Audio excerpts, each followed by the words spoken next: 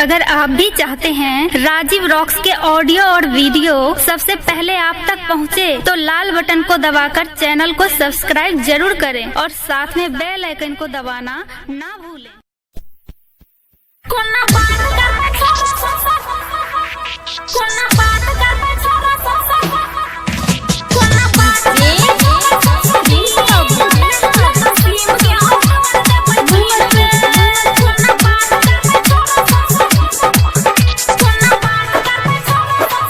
Presented by SK Music Support। रहन छटा पर कहियो बोडा के सीम में बात कर जिया हमर रोहन संबिलीन में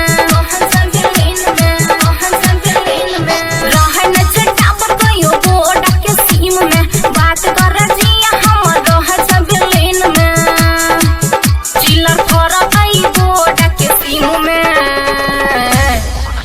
कोना बात करबै छौरा सबसे दिन में न तो सीम के ऑर्डर देबै चीन में। कोना बात करबै छौरा सबसे दिन में न तो सीम के ऑर्डर देबै चीन में। कोना बात करबै छौरा सबसे कोना बात करबै छौरा सबसे कोना बात करबै छौरा सबसे दिन में न तो सीम के ऑर्डर देबै चीन में। कोना बात करबै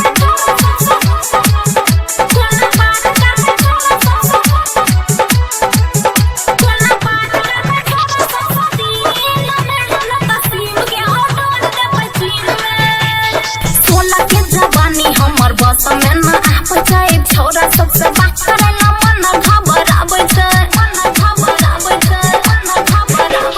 सोना के जवानी हमर बस में न आबै छै छौरा सबसे बात करेला मन घबराबै छै। गरमी के दिन छै छूटे छै पसीना बात करे के मन हमरा करे छै रोजीना न त जर जते जवानी मोर जमीन में। कोना बात करबै छौरा सबसे दिन में न तो सीम के ऑर्डर देबै चीन में। कोना बात करबै छौरा सबसे दिन में न तो सीम के ऑर्डर देबै चीन में।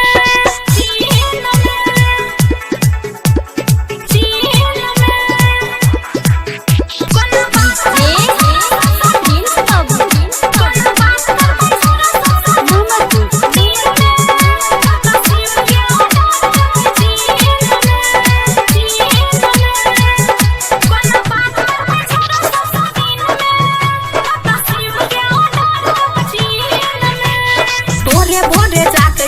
कॉलो कर आबै छै बात करेला मन हमर खूब घबराबै छै भोरे भोरे जागे छियै कॉलो कर आबै छै बात करेला मन हमर खूब घबराबै छै। नीक नहीं लागत हेतै हमर सलीम के कहै छै सलोनी साला बजा खसै सीम के मिल जेबै हमे रोज किलिन में। कोना बात करबै छौरा सबसे दिन में न तो सीम के ऑर्डर देबै चीन में। कोना बात करबै